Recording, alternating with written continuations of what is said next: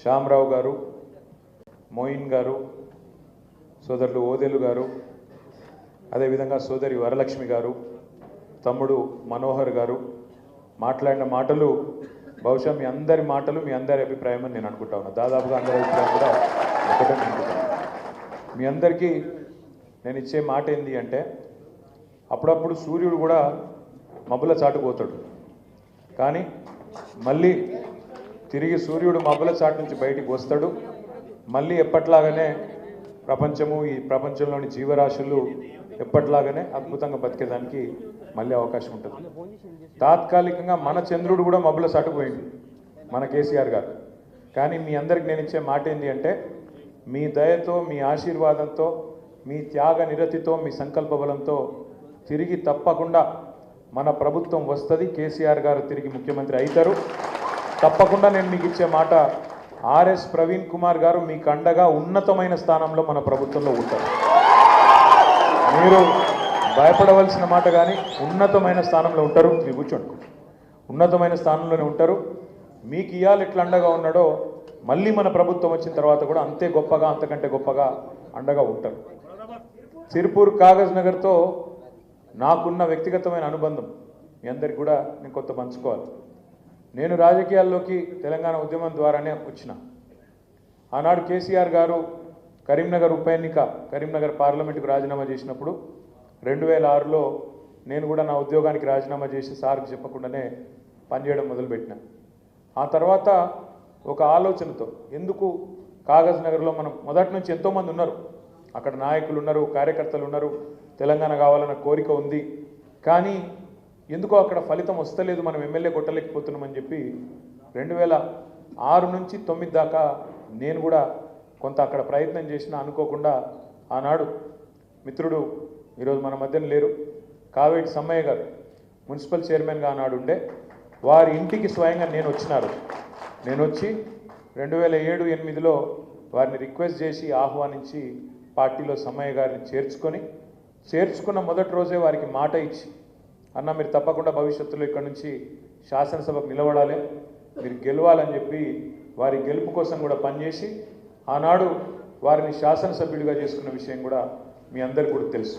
మీ అందరు కూడా ఆనాడు చాలామంది ఇందులో సమ్మానంతో పనిచేసిన వాళ్ళు కూడా అందరు కూడా ఉండవచ్చు.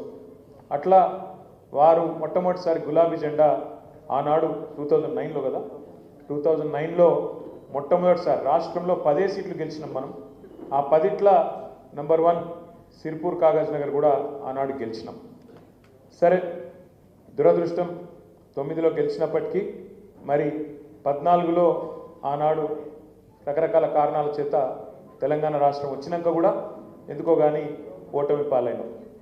ఓటమి పాలైన తర్వాత ఆనాడు అక్కడ వేరే పార్టీ నుంచి గెలిచిన ఒక అభ్యర్థి మన పార్టీలోకి వచ్చి పనిచేస్తానంటే, ఇక అప్పుడు రాజకీయ పునరేకీకరణ, స్థిరమైన ప్రభుత్వం ఉండాలి, తెలంగాణ ఫెయిల్ కావద్దు, ఎందుకంటే తక్కువ మెజారిటీ ఇంత ఆయన దెబ్బనేమన్నా కింద మీద అయితే మరి మళ్ళా నష్టం అవుతుంది, తెలంగాణ ఒక విఫల ప్రయోగం అంటారు, దేశం ముందు నవ్వటం ముంగట జారిపడ్డట్టు కావద్దు అని చెప్పి ఆనాడు గెలిచిన ఎమ్మెల్యేలు అక్కడ నిర్మల్లో, కాగజ్ నగర్లో ఇద్దరు గెలిస్తే వాళ్ళిద్దరు మనతో కలిసి వస్తామంటే కలుపుకున్నాం.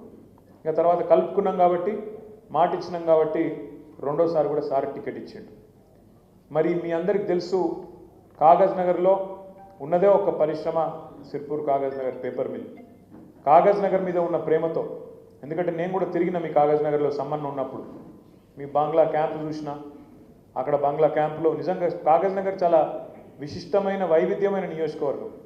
ఒక రకంగా చెప్పాలంటే హైదరాబాద్లోనే భారతదేశంలోని అన్ని ప్రాంతాల వాళ్ళు ఉంటారని మనం అనుకుంటాం, కానీ కాగజ్ నగర్లో అన్ని కులాలు, అన్ని మతాలు, అన్ని ప్రాంతాల వాళ్ళు, దేశంలోని అన్ని ప్రాంతాల వాళ్ళు కూడా దాదాపుగా ఉన్నారు. అక్కడ ఉన్న మీ పరిశ్రమ వల్ల కానీ, లేదా బంగ్లాదేశ్ యుద్ధం తర్వాత జరిగిన పరిణామాల్లో కానీ రకరకాలుగా మరి అక్కడికి వచ్చి స్థిరపడి ఒక మినీ భారతదేశం మాదిరిగా అన్ని కులాలకు, అన్ని మతాలకు, అన్ని ప్రాంతాలకు మరి నెలవుగా ఉన్నది మీ సిర్పూర్ కాగజ్ నగర్ నియోజకవర్గం. ఇంకొక విశిష్టత ఏమంటే, మీరు ఇక్కడ నుంచి 400 కిలోమీటర్ల దూరం, అంటే ఇటు ఆదిలాబాద్ ఎంత దూరమో అటు మీరంత దూరం, ఆడికెళ్ళికి రావడమే పెద్ద ప్రయాస. అట్లాంటి సిర్పూర్ కాగజ్ నగర్లో ఉన్న ఒక్క పరిశ్రమను తెరిపించాలి అని కేసీఆర్ గారు ఆదేశిస్తే ఎంబడబడి ఒకసారి కాదు ఎక్కడెక్కడికో బొంబాయికి, కలకత్తాకు పోయి వాళ్ళని పట్టుకొని వీళ్ళని పట్టుకొని ఆఖరికి రాయితీలు ఇస్తాం ఇది ఇస్తాం అది ఇస్తాం అని చెప్పి ఆ జేకే వాళ్ళని నొప్పించుకొని తీసుకొచ్చి మళ్ళీ తిరిగి పరిశ్రమను ప్రారంభించినాం. పరిశ్రమను ప్రారంభించడమే కాదు, మీ దగ్గర దయగావ్ కానీ బెజ్జూర్ కానీ కౌటాల కానీ ఏ మండలాలు అవుతున్నాయో సుదూర ప్రాంతాల్లో, ఇందాక వరలక్ష్మక్క మాట్లాడుతూ ఒక మాట అన్నది, మాకు అభివృద్ధి జరగలేదు అని. అక్క కొంత జరిగింది, ఇంకా కొంత జరిగేది ఉన్నదని బాగుంటుంది. అసలే జరగలేదంటే ఎత్తేసినట్టుంటే కూడా బాగుంటుంది. మనమే 10 ఏళ్ళు ప్రభుత్వాన్ని నడిపినాం. మీ దగ్గర బ్రిడ్జిలు నాకు యాదుకున్నది, అసలే జరగలేదని కరెక్ట్ కాదు. మీ దగ్గర వాగులు ఎక్కువ, వంకలు ఎక్కువ, డొంకలు ఎక్కువ, కాబట్టి ఎన్ని కట్టినా తక్కువనే. కొంత అయింది, ఇంకా కొంత కావాలి. సరే నువ్వు అన్నట్టు సగం జరిగింది, సగం జరగలేదు, లేదా చారణ జరిగింది, ఇంకా బారణ జరగాలని జరిగేది ఉన్నది. ఇవాళ మీకు ఆర్ఎస్ ప్రవీణ్ కుమార్ గారి రూపంలో మరి మన పార్టీని కొంతమంది వదిలిపెట్టి పోయినా, ఎందుకంటే ప్రతి పార్టీలో 2 రకాల వ్యక్తులు ఉంటారు. పోరాటవాదులు ఉంటారు, ఏది ఏమైనా సరే మా పార్టీ నా పార్టీ, కింద పడ్డా మీద పడ్డా, గెలిచినా గెలవకపోయినా, అధికారంలో ఉన్నా ప్రతిపక్షంలో ఉన్నా, కష్టంలో ఉన్నా సుఖంలో ఉన్నా నా పార్టీ ఇదే, నా జెండా ఇదే అనేవాళ్ళు పోరాటవాదులు. ఇక కొంతమంది అవకాశవాదులు ఉంటారు, ఎటు మోకా ఉంటే అటు దుంకి, ఇటుంటే ఇటు అధికారం, అటుంటే అటు పోయేటోళ్ళు కూడా ఉంటారు. కాబట్టి వాళ్ళ గురించి ఎక్కువ ఆలోచించి నెత్తి ఖరాబ్ చేసుకోవాల్సిన అవసరం కానీ ఇంకోటి కానీ లేదు. ఇలా మీకు అండగా సోదరులు, పెద్దలు, గౌరవనీయులు, మనం ప్రతిపక్షంలో ఉంటే మనకు ధైర్యాన్ని ఇస్తూ ఇచ్చేసిన అడిషనల్ డీజీపీగా పనిచేసిన ఆర్ఎస్ ప్రవీణ్ కుమార్ గారు. నేను ఆర్ఎస్ ప్రవీణ్ అన్నను గతంలో కూడా తెలుసు, కానీ ఇంత బాగా తెలియదు. ఈ 9 నెలల కాలంలో వారిని దగ్గర నుంచి చూసిన ఒకటి మాత్రం నేను ఖచ్చితంగా చెప్పగలుగుతాను. ఇవాళ ఆర్ఎస్ ప్రవీణ్ కుమార్ గారు కానీ నేను కానీ మా ఆలోచన విధానం, తెలంగాణ పట్ల, తెలంగాణ సమాజం పట్ల మాకున్న అవగాహన దాదాపు చాలా విషయాల్లో భావ సారూప్యత 100% ఉన్నది.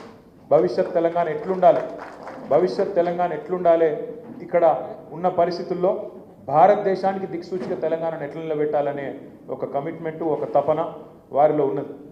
నేను అడిగిన ఆర్ఎస్ ప్రవీణ్ అన్నను మన పార్టీలో చేరే టైంలో, అన్నా మరి అవతల కాంగ్రెస్ వాళ్ళు రేవంత్ రెడ్డి బంపర్ ఆఫర్లు ఇస్తాడు నీకు, నిన్ను వస్తే వెంటనే నీకు క్యాబినెట్ ర్యాంక్ ఇస్తా అంటున్నాడు, వస్తే వెంటనే నిన్ను టీఎస్పీఎస్సీ చైర్మన్ చేస్తా అంటున్నాడు, నువ్వు రాగానే అవసరమైతే పార్లమెంట్ టికెట్ ఇస్తా అంటున్నాడు, మరి వాడు అధికార పార్టీ, ఇంకా 5 ఏళ్ళు ఉంటాడు, మరి ఎందుకన్నా ఈ నిర్ణయం తీసుకుంటున్నావు అని అడిగిన.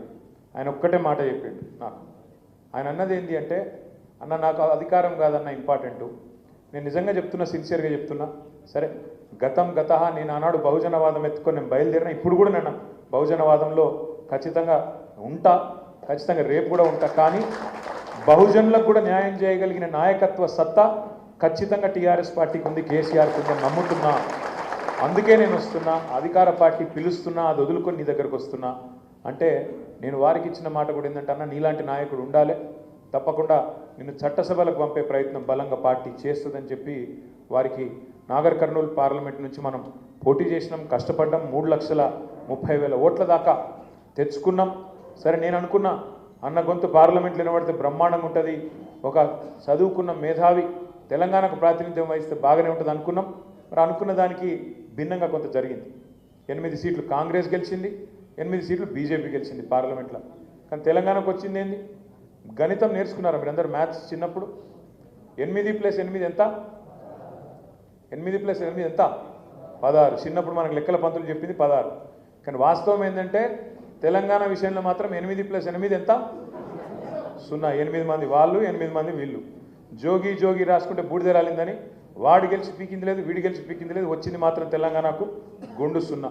అందుకే ఒక కోరిక ఉండే, మన్నంలో ఒక 5-6 రాడు ఉంటే పార్లమెంట్లో మన ఇలా నిన్న పాలమూరు రంగారెడ్డి ఎత్తిపోతల పథకానికి మేము జాతీయ హోదా ఇయ్యం అని చెప్పేసింది కేంద్ర ప్రభుత్వం. ఇవాళ 8 మంది వాళ్ళు, 8 మంది వీళ్ళు. కానీ ఒక్కరు నోరు మెదిపినరా? కేంద్ర బడ్జెట్లో రూపాయి రాలే, ఒక్కరు నోరు మెదిపినరా? కానీ అదే గులాబీ దండు అక్కడ ఉంటే, అదే ఆర్ఎస్ ప్రవీణ్ లాంటి ఎంపీ అక్కడ ఉంటే ఎట్లుంటుండే? ఇలా అక్కడ గర్జిస్తుంటిమి, నిలదీస్తుంటిమి, కొట్లాడుతుంటిమి, ఎట్లా ఇయ్యమని చెప్పి అక్కడ అవసరమైతే గల్లబట్టి అడుగుతుంటిమి. ఒక గది తెలంగాణ గలం, తెలంగాణ బలం, తెలంగాణ దళం, మన గులాబీ జెండా, గులాబీ కండువా.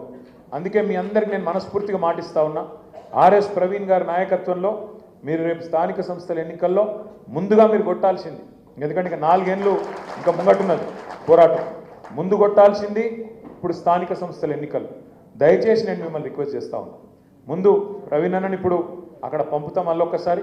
ఇక్కడ కూడా మాకు అవసరం, ఎందుకంటే ఎన్నో సందర్భాలలో ఎన్నో విషయాల్లో ఆయన మేధస్సు, ఆయన విజ్ఞానం ఇక్కడ పార్టీ హెడ్ ఆఫీస్లో రాష్ట్ర వ్యాప్తంగా కూడా అవసరం. కాబట్టి వారిని రాష్ట్రమంతటా కూడా మేము తిప్పుతూ ఉన్నాం, వాడుకుంటూ ఉన్నాం. మన గురుకుల బాట అని పెడితే అన్న నేతృత్వంలో, ఎందుకంటే గురుకులాలకు సంబంధించిన సబ్జెక్టు ఆయనకు తెలిసినట్టు ఎవరికి తెలియదు, కేసీఆర్ గారికి ఆయనకు తెలిసినట్టు మాకెవరికి కూడా తెలియదు. కాబట్టి అన్న నేతృత్వంలోనే వాళ్ళ గురుకులాల పరిస్థితి ఇట్లా ఎందుకుంది అని చెప్పి అధ్యయనం చేయండి అన్న అంటే చేసి వెంటనే కేసీఆర్ గారికి ఒక రిపోర్టు, ప్రభుత్వాన్ని నిలదీస్తేందుకు ఒక రిపోర్ట్ ఇస్తే ఆర్ఎస్ ప్రవీణ్ కుమార్ గారు కేసీఆర్ గారి ఆదేశం మేరకు బయలుదేరిండు అనగానే మంత్రులు ఉరికిండ్రు, ఎంపీలు ఉరికిండ్రు, ఎమ్మెల్యేలు ఉరికిండ్రు, ఉరికినట్టు చేసిండ్రు, అడవయేదో తిన్నట్టు యాక్టింగ్ చేసిండ్రు, కానీ ఏం మారలే. పిల్లల పరిస్థితి నిన్నటికి నిన్న వేల్దండలో ఒక పాప అక్కడ నాగర్ కర్నూలు జిల్లాలో ఆత్మహత్య చేసుకున్నారు. ఇప్పటికీ 56-57 మంది పిల్లలు చచ్చిపోయినరు, 420 మంది రైతులు చచ్చిపోయినరు, 100 మంది ఆటో డ్రైవర్లు చచ్చిపోయినరు, 30 మంది చేనేత కార్మికులు కూడా మృత్యువాత పడ్డారు కాంగ్రెస్ ప్రభుత్వం వచ్చినాక. మీ అందరు నేను కోరేది ఏంటంటే, క్రికెట్ అందరికీ తెలుసు కదా, చూస్తారు కదా, అయితే ఆడతారు లేకపోతే చూస్తారు. గల్లీ క్రికెట్ అందరూ ఆడిన వాళ్ళే ఉంటారు ఇక్కడ దాదాపు. కాగజ్ నగర్ ఫేమస్ కూడా నా క్రికెట్కు. అయితే క్రికెట్లో ఏం చెప్తారంటే, నువ్వు ఎప్పుడైనా సరే క్రికెట్లో నెక్స్ట్ బాల్ ఆడాలి, అవుట్ కావద్దు. నెక్స్ట్ బాల్ ఆడాలి మొదలు.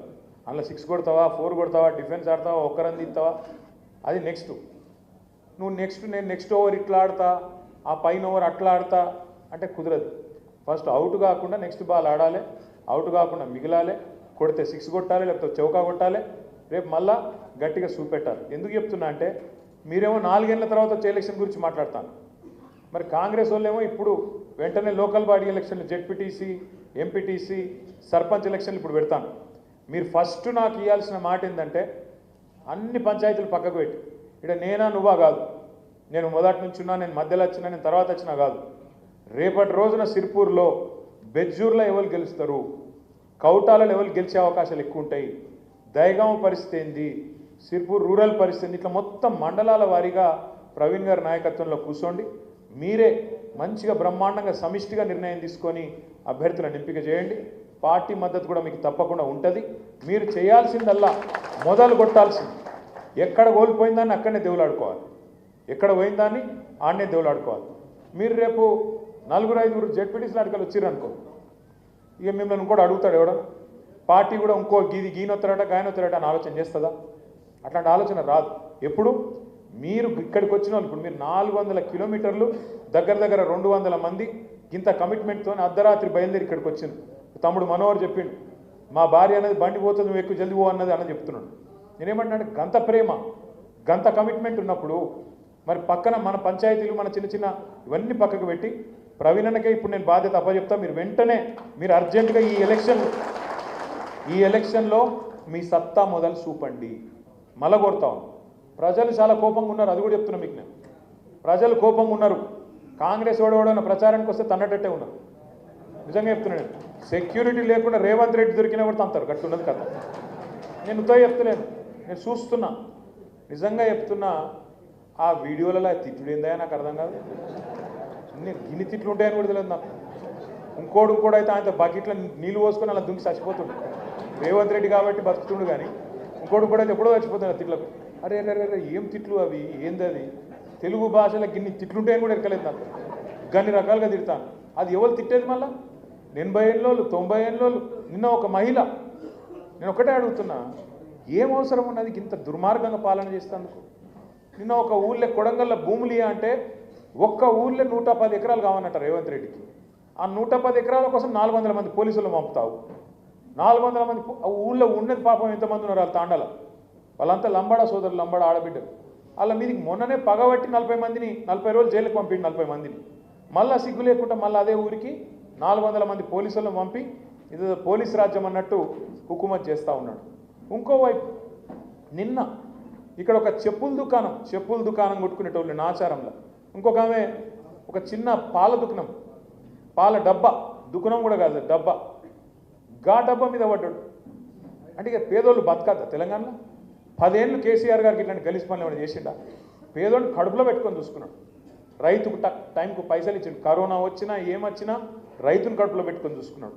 పేదవాడి సంక్షేమం చూసిండు, కళ్యాణ లక్ష్మి ఆగకుండా చూసిండు, మీకు నెల నెల వచ్చే పెన్షన్ పైసలు ఆగకుండా చూసిండు. ఇంత బాగా చూసుకుంటే ఈయన ఏం చేసిండు రేవంత్ రెడ్డి? అంతకంటే ఎక్కువ ఇస్తా అని చెప్పిండు. కేసీఆర్ 2000 ఇస్తుండు, నేను 4000 ఇస్తాను. కేసీఆర్ రైతు బంధు 10,000 ఇస్తుండు, నేను 15,000 ఇస్తాను. కేసీఆర్ కళ్యాణ లక్ష్మి 1,00,000 ఇస్తుండు, మీదికెళ్ళి తులం బంగారం ఇస్తా అని చెప్పిండు. కేసీఆర్ బిడ్డ ఉడేటప్పుడు ఇస్తాడు కళ్యాణ లక్ష్మి, నేను నువ్వు లగ్నపత్రిక పెట్టుకోగానే ఇస్తా అన్నాడు. దీన్ని మాటలు చెప్పి ఫ్రీ బస్ అని, అల్లమని, బెల్లమని, రుణమాఫీ అని 420 హామీలు ఇచ్చి ఆఖరికి ఇవాళ అత్యవసర మార్కులతో వచ్చిండు, ముఖ్యమంత్రి అయింది. కానీ ఇవాళ ఏమైందో తెలంగాణ ప్రజలకు సంవత్సరం లోపల అందరికీ అర్థమైంది. కాగజ్ నగర్ కావచ్చు, అలంపూర్ కావచ్చు, ఆదిలాబాద్ కావచ్చు, నారాయణఖేడ్ కావచ్చు, కోదాడ కావచ్చు, భద్రాచలం కావచ్చు, నలుమూలల తెలంగాణలో అందరికి ఒక విషయం అర్థమైంది. రేవంత్ రెడ్డి కాంగ్రెస్ ప్రభుత్వం వీళ్ళు మాటల మనుషులే తప్ప చేతల మనుషులు కాదు. అందుకే మీకు ఇవాళ కాగజ్ నగర్లో 3 ఉండొచ్చు కాంగ్రెస్ నాయకులు, 4 ఉండొచ్చు, ఎంతమంది సిపాయిలని ఉండొచ్చు, కానీ ఒక్కడికి కూడా 4 ఓట్లు తీసుకునే పరిస్థితి లేదు. అది మాత్రం పక్క. ఎందుకంటే మంట మీద ఉన్నారు ప్రజలు. ఏడ దొరుకుతారా కాంగ్రెస్ వాళ్ళని? ఇక మీకు బీజేపీ ఎమ్మెల్యే ఉన్నాడు, ఆయన ఇంకా గొప్పగా ఉన్నాడు. అసెంబ్లీలో చూస్తుంటే మాకు ఆశ్చర్యంగా ఉంది ఆయన చూస్తుంటే. తెలంగాణ పోరాటం జరిగి, తెలంగాణ పోరాటంలో పిల్లలు చచ్చిపోయి 100 మంది చచ్చిపోయి తెలంగాణ వస్తే మీ ఎమ్మెల్యే ఏమంటాడు తెలుసా? అసెంబ్లీలో మా సిర్పూర్ని తీసుకుపోయి మహారాష్ట్రలో కలుపుకుంటాడు అంట. నీకు ఇంత గొప్పడు దొరికింది మీకు. చదువుకున్నాడు, డాక్టరు, ఏమైనా మాట్లాడితే కొంత జ్ఞానంతో ప్రజలు ఏమనుకుంటారో సోయితో మాట్లాడనా లేదా? అందుకే గిసొంటోళ్ళు మధ్యలో ఇవాళ కాగజ్ నగర్ నలిగిపోతుంది. మీరు దయచేసి నేను మిమ్మల్ని ప్రార్థించేది, మీ మనోవేదన మొత్తం అర్థమైంది నాకు. మీ మనసులో ఉన్న మాట నాకు అర్థమైంది. నాలో ఏం అర్థం కాకుండా ఉండడానికి ఏం లేదు. కుల్లా సాఫ్ చెప్పింది మీరు. ఇక ఫలానా ఆయన ఇట్లున్నాడు, ఇంతకుముందు మమ్మల్ని సతాయించుండు, అంతా మొత్తం నా నెత్తికెక్కింది, నాకు అర్థం కాలేదని మీరు అనుకోకూడదు. కాకపోతే నాకు ఒక బాస్ ఉన్నాడు కదా సార్కు నేను మొత్తం చెప్పాలి. చెప్పిట్లా మనోళ్ళు 400 కిలోమీటర్కి వెళ్ళి వచ్చిర్రు, ఇంత చెప్పిర్రు డీటెయిల్గా. మా వరలక్ష్మక్క కూడా చెప్పింది, ఇవన్నీ చెప్తా. చెప్పి నేను మీ అందరికీ రిక్వెస్ట్ చేసేది మళ్ళీ ఒకటి, ఇవాళ రాజకీయాల్లో మనం గుర్తుపెట్టుకోవాల్సింది ఒకటి, ప్రజాసేవ చేయాలనే కాంక్షతోని ఒక్కొక్కరం ఇవాళ ఒక్కొక్క పార్టీలో చేరుతాం. చేరినాక కాకపోతే ప్రజలు దయదలిస్తే, ప్రజలు అవకాశం ఇస్తే తప్పకుండా ప్రజలకు సేవ చేసే భాగ్యం మనకు దక్కుతుంది. 10 ఏళ్ళు ప్రజలు మనకు అవకాశం ఇచ్చింది, ప్రభుత్వాన్ని నడుపుమన్నారు. సరే, ఇవాళ కారణం ఏదైనప్పటికీ కాంగ్రెస్కు 5 ఏళ్ళు నడుపుమని అవకాశం ఇచ్చింది.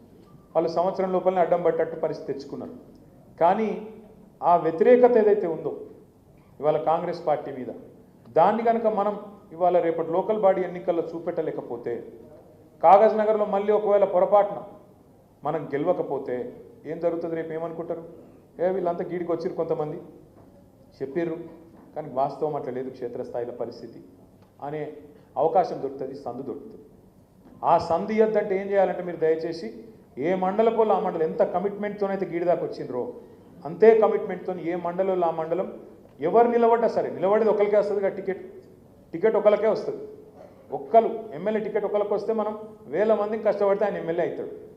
ఆ ఒక్కలకు టికెట్ వచ్చినా నాకు వచ్చింది అనుకొని మనం కొట్లాడితేనే రేపు జెడ్పీటీసీ అయినా ఎంపీ పైన మనం గెలుస్తాం. లేకపోతే మళ్ళా కప్పల తక్కడి లెక్క ఒకరు పైపోతున్నాడు, ఇంకోటి గుంజులు మొదలు పెట్టిండు అనుకో, మళ్ళీ అడ్డం పడతాం, నవ్వేటోళ్ళం కూడా జారిపడ్డట్టు అవుతుంది. ఎవరైతే మరి ఇవాళ మనం ఓడిపోవాలని కోరుకుంటున్నారో, ఎవరైతే మనం గెలవద్దని కోరుకుంటున్నారో, ఎవరైతే ప్రవీణ్ కుమార్ అక్కడికి రావద్దని కోరుకుంటున్నారో, మరి వాళ్ళని నెగ్గేటట్టు మీరు చూస్తారా లేదా? దయచేసి ఆలోచించండి. నా ప్రార్థన మీ అందరితో. నాకు మళ్ళా మీకు చెప్తా ఉన్నా, ఖచ్చితంగా రాబోయే రోజుల్లో మళ్ళీ కేసీఆర్ గారు ముఖ్యమంత్రి అవుతారు. ప్రవీణ్ కుమార్ గారు కూడా ఉన్నతమైన స్థాయిలో, మీకు అత్యంత ఉన్నతమైన స్థాయిలో మీకు తప్పకుండా సేవలు అందిస్తారు. మీరు కాకపోతే ఇక్కడికి వచ్చి చూపెట్టిన కమిట్మెంట్, స్ఫూర్తి ఏదైతుందో, రేపు మీరు స్థానిక సంస్థల ఎన్నికల్లో అన్న నాయకత్వంలో కూర్చోండి, మంచిగా బ్రహ్మాండంగా కమిటీలు వేసుకొని అదే పర్ఫార్మెన్స్, ఈ జోషు, ఈ కథ ఇప్పుడు నా మీద చూపెట్టిన ఏదైతే ఉన్నదో ఆవేశం అంతా, ఆగబట్టుకున్న ఆవేశం అంతా అవుతుందో, రాత్రంతా నిద్రలేనట్టుంది. అందుకే కొద్దిగా ఆవేశం కూడా ఉంది. నేను మీ అందరితో ఇంకొకటి, మీరు పోయే ముందు మన క్యాంటీన్లోనే అందరు దయచేసి భోజనం చేసుకోవాలి. నేను కూడా వస్తాను, మా వికారాబాద్ సోదరులు కూడా ఉన్నారు, వాళ్ళని పంపించి వస్తా. నేను కూడా వచ్చి మీతో పాటు భోజనం చేస్తా, తర్వాతనే పోతున్నాను. దయచేసి నేను మళ్ళొక్కసారి కోరుతున్నా, ప్రవీణ్ అన్నను మళ్ళీ చెప్తున్నా మీకు నేను అద్భుతంగా, ఎందుకంటే ఇంత కష్టకాలంలో నమ్మి కేసీఆర్ నాయకత్వాన్ని నమ్మి వచ్చిన అన్నను మనం తప్పకుండా మీరు ఎట్లయితే కాపాడుకుంటారో గుండెలో పెట్టుకుంటారో అంతకంటే గొప్పగా చూసుకునే బాధ్యత నాది. కానీ మిమ్మల్ని కూడా కాపాడుకోవాలి, కాగజ్ నగర్ను కూడా కాపాడుకోవాలని ఆయన తపన ఏదైతే ఉన్నదో దాన్ని కూడా నిజం చేయాలంటే రేపు ఎంపీటీసీ జెడ్పీటీసీ ఎన్నికల్లో, కౌన్సిలర్ ఎన్నికల్లో, సర్పంచ్ ఎన్నికల్లో మీ సత్తా చూపెట్టండి. గులాబీ జెండా కొత్తది కాదు, కారు గుర్తు కొత్తది కాదు, కేసీఆర్ కొత్తది కాదు. ప్లస్ ఇలా కాంగ్రెస్ వాళ్ళ మీద, బీజేపీ వాళ్ళ మీద ఇక్కడ దాకా కోపం ఉంది. మనం కరెక్ట్గా కలిసికట్టుగా కొట్లాడితే, ఇవి 5 ఏళ్ళు అలగలగుంటేనేమో ఇరిసిపారేయచ్చు. ఇట్లా ఒక్కసారి పిడికిలు బిగిస్తే గట్టిగా గుద్దితే కాంగ్రెస్ వాడు, బీజేపీ వాడు కాగజ్ నగర్లో మాయమవుతారు. ఆ శక్తి మీకుంది.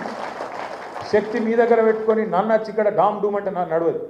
మీరు గట్టిగా గుద్ది 6 మండలాలే 7 మండలాలు 6 గెలిపించుకరాని ఇదే భవన్లో కూర్చొని మీరు ఏం చేయాలనో అది చేద్దాం. రాజకీయం అంతా కాగజ్ నగర్ది, మీరు నిర్ణయించండి.